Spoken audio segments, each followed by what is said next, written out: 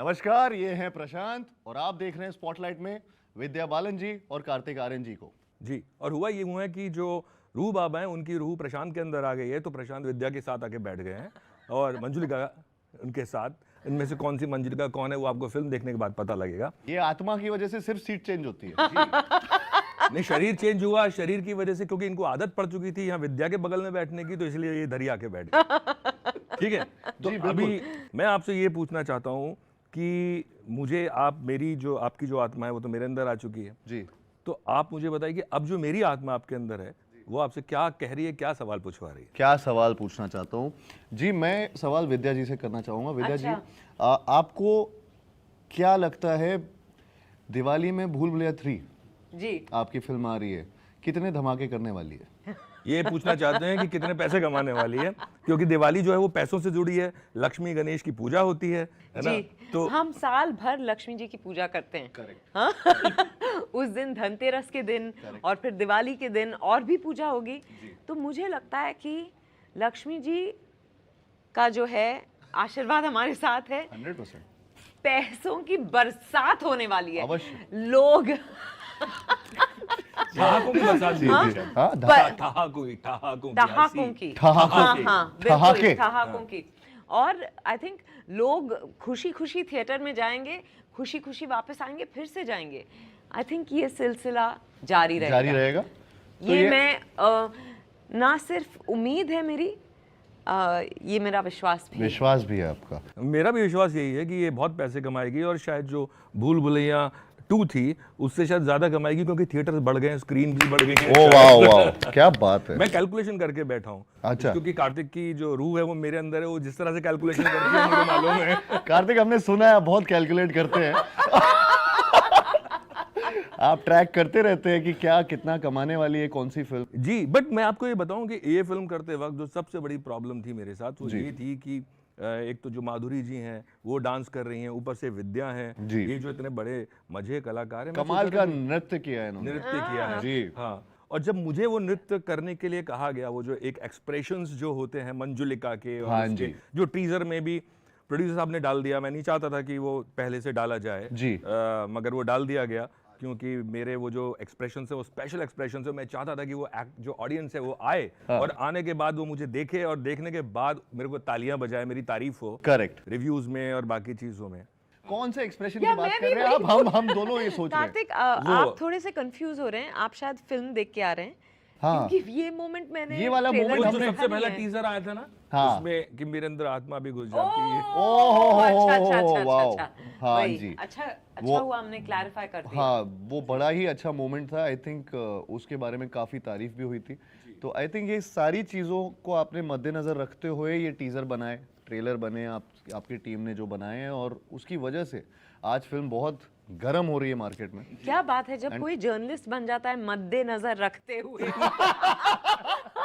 Suddenly Kartik में के अंदर सच में प्रशांत का भूत घुस गया है। विद्या जी, क्या हम थोड़ा सा डेकोरम मेंटेन कर सकते हैं एक इंटरव्यू का? कोशिश जरूर करूंगी। अब तो एक काम करते हैं, थोड़ी देर के लिए जो भूत है ना, इसको क्या विद्या के अंदर डाल दें?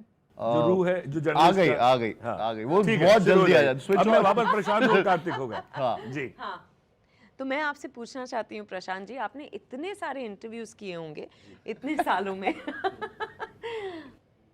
आपको क्या कोई अंदाजा होता है जब आप इंटरव्यू कर रहे होते हैं कि ये फिल्म अच्छी बनी होगी या ये फिल्म बहुत कमाएगी? जी, कमाने का तो नहीं, लेकिन हाँ, फिल्म का जो टीजर होता है वो देख के एक अंदाजा हो जाता है। जब ये मैंने आप सबसे पहले इंटरव्यू अनीस का किया जी, तो अनीस को मैंने एक सवाल पूछा था कि जब आप सीक्वल बनाते हैं तो बड़ा मुश्किल होता है कि जो एक नॉच ऊपर लेके जाना, बार रेज करना उसको, क्योंकि आपने जो पहले दिखाया है अब आपको उससे भी बेहतर दिखाना है। करेक्ट। तो जब मैंने टीजर या ट्रेलर जो भी आया था पहले मैंने जब देखा, तो मुझे लगा कि ये जो पहले वाला है उससे और थोड़ा सा ऊपर है।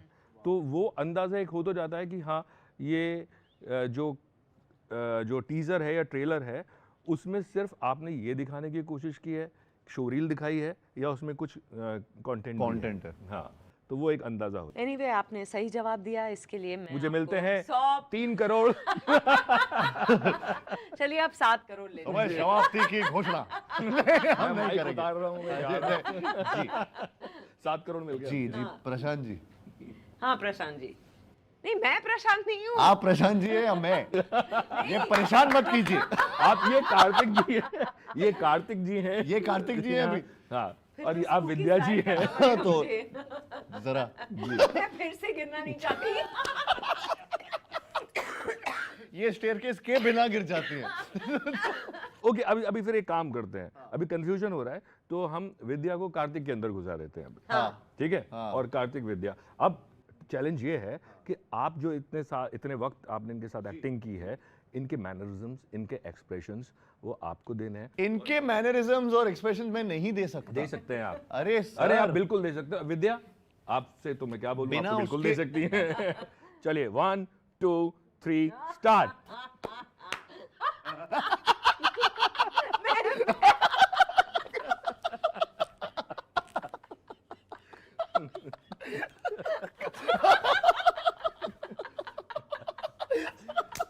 मैं समझ रहा था कि यही होने वाला है। इंटरव्यू जो है वो हंसते हंसते खत्म हो जाएगा। तो Why are you behaving like Karthik? ये अच्छा, ये अच्छा। मुझे विद्या आप ये बताइए कि जब आप माधुरी के साथ डांस कर रहे थे, तो क्या जहन में उस वक्त चल रहा था, और जो स्टेप्स थे वो स्टेप्स सीखना और करना वापस से, और एक दिमाग में है कि आप माधुरी के साथ डांस कर रहे हैं, तो कर रही हैं, सॉरी। जी। मैं जब ये कर रही थी, इनफैक्ट जब मुझे अनीस जी ने पहली बार ये बात बोली, तो तब मुझे लगा ये मजाक कर रहे हैं, क्योंकि मेरे लिए माधुरी जी डांस है। माधुरी जी डांस नहीं करती, माधुरी जी डांस है, और उनके साथ मैं अपने आप को तो मैं नॉन डांसर मानती हूँ। तो जब मैं क्या करती हूँ, मैं उस किरदार में रहती हूँ और उसके तरीके से डांस करती हूँ। तो मैंने वो सीखा, और मैंने भी इस चीज़ को एक चैलेंज की तरह तो नहीं, पर मैंने अपने लिए ये मोमेंट, ये मेरे लिए बहुत बड़ा मोमेंट था कि मैं माधुरी जी के साथ डांस करती, और इस गाने पे, अमीजे तुमार पे, मेरे ढोलना पे, इस तरीके के आइकॉनिक मोमेंट को मैं भी अपने हाथ से नहीं जाने देना चाहती थी। तो मैंने बहुत मेहनत की और उनके साथ मुझे बहुत मज़ा आया। मैं बचपन से उनको देखा है, 1 2 3 जो गाना था वो देख के वो देख के मैं बड़ी हुई हूँ, और मैंने इतना सीखा है उनसे। Madhuri ma'am, you are a living legend, and आपके साथ ये डांस करके बहुत मज़ा आया मुझे। 100% सही। ये तो आपके अंदर जो इनकी रूह थी वो वापस भेजने के बाद बोलना चाहिए था। आप कैरेक्टर से आउट हो गई। कार्तिक, हाँ। अभी वापस से कार्तिक अभी विद्या है। जी, तो इन्होंने सही बोला, बिल्कुल। बिल्कुल सही बोला। आप कुछ ऐड करना चाहेंगे उसमें? नहीं। यही कि मैंने एक्चुअली रिहर्सल्स किए जितना मुझसे हो सका, क्योंकि उस वक्त मैं एक फिल्म प्रमोट भी कर रही थी, पर मैंने डिसाइड किया कि मैं अपने लिए ये करूँगी, not to prove a point or to, because you know she was the reason I wanted to be an actor. So I thought मैंने कितना अच्छा किया यार। मैं देख पा रहा हूँ ये ऐसा बोलो। कहते हैं अपने मुंह मियां मिट्ठू। नहीं, but true. You got it. So I think it was just a huge honor for me to dance with her. बड़ा मजा आया, and she was very, very, very generous and supportive.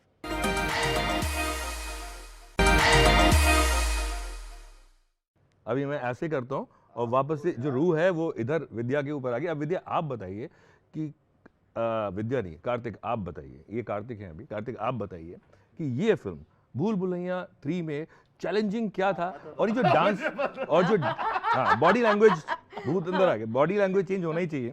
तो जो डांस स्टेप्स हैं, जो इनकी बात हो रही है और सब हो रहा है ना, वो नहीं कर सकती ना। और इतने सारे शहरों में जाके आप प्रमोशन करके आए, जितना भगाया जा रहा है, दौड़ाया जा रहा है आपको, तो इस सारी मेहनत को, इस सारी कसरत को, और जो डांस में जो कसरत है, इसके बारे में क्या बोलना चाहेंगे आप, और जो भी आपका क्रू है, चाहे वो विद्या हैं या माधुरी हैं या अनीस बाज़मी हैं, ऐसी कौन सी चीज़ है जो आपने पिछली फिल्मों में नहीं की और इसमें आपको करनी पड़ी? Kartik. I think spooky slide है जो मैंने पिछली फिल्म में नहीं की, पर और इसमें ना कॉमेडी और हॉरर का ज़्यादा ही तड़का है, तो वो करने में बड़ा मज़ा आया। माधुरी जी और विद्या के साथ काम करके मज़ा आया। मोस्ट इम्पॉर्टेंटली जब वो गाना कर रहे थे तो मैं जाके सेट पे देखता था, मेरा काम नहीं था पर मैं जाके उनको और मज़ा आता है मुझे जब लोगों से इतना प्यार मिलता है। मैं अलग अलग शहरों में प्रमोट करने जाता हूँ और लोग मुझे इतना प्यार देते हैं, बड़ा अच्छा लगता है। और इस फिल्म को लेके ना बहुत एक्साइटमेंट है ऑडियंसेस में।